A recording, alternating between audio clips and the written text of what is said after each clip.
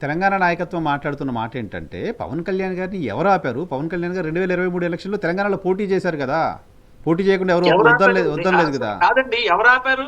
మరి statements వచ్చేగా. First meeting కి permission ఇవ్వకపోతే మీ ఏ జాగిరా అన్నారు. కాదండి, అది ఆపినట్టు కాదా? ఎవరు ఆపారు అని అంటున్నారు. మరి ఆపింది ఎవరు? గవర్నమెంట్. మీరు తెలంగాణ గవర్నమెంట్ పర్మిషన్ ఇవ్వలేదంటే ఆపినట్టేగా. దానికి సబ్సిక్వెంట్ గా తెలంగాణ దీంట్లోనే పార్టీ పెట్టుకున్నప్పుడు పొలిటికల్ పార్టీస్ డెఫినెట్ గా వాళ్ళ స్టేట్మెంట్స్ ని కన్సిడర్ చేయాలి కదా. మరి మీ స్టేట్మెంట్స్ ఆపినట్టేగా.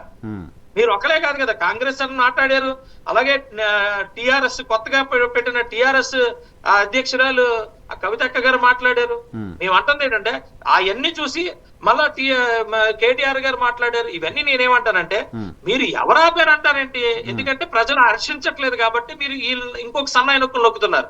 అబ్సల్యూట్లీ మీరు పార్టీ మేమేమి పబ్లిక్ మీటింగ్ పెట్టుకోలేదు, మాకు వీ హ్యావ్ ఎవ్రీ రైట్. నేను అడుగుతున్నా, బిఎస్పీ ఎక్కడ పెట్టారు పార్టీ? ప్రజాస్వామ్యంలో ఎవరు ఎక్కడైనా పోటీ చేయొచ్చు, ఎవరు ఆవడానికి లేదు. అదే అంటున్నానండి, బిఎస్పీ పార్టీకి మనకు రిప్రజెంటేషన్ ఉండేది, కంటిన్యూస్ గా రిప్రజెంటేషన్ ఉంది మన దగ్గర, మన ఆంధ్రప్రదేశ్ ఆంధ్రప్రదేశ్ లో. మరి మీరు ఆ రోజు ఎందుకు మీరు ఎక్కడికి మాట్లాడాలని అంటే అది కరెక్ట్ కాదు కదా. నేను అంటుంది టిఆర్ఎస్ బిఆర్ఎస్ ఎందుకు అయ్యిందండి? దేశం మొత్తం ఎస్టాబ్లిష్మెంట్ చేసుకోవడానికే కదా. టిఆర్ఎస్ బిఆర్ఎస్ ఎందుకు చేసుకున్నారు?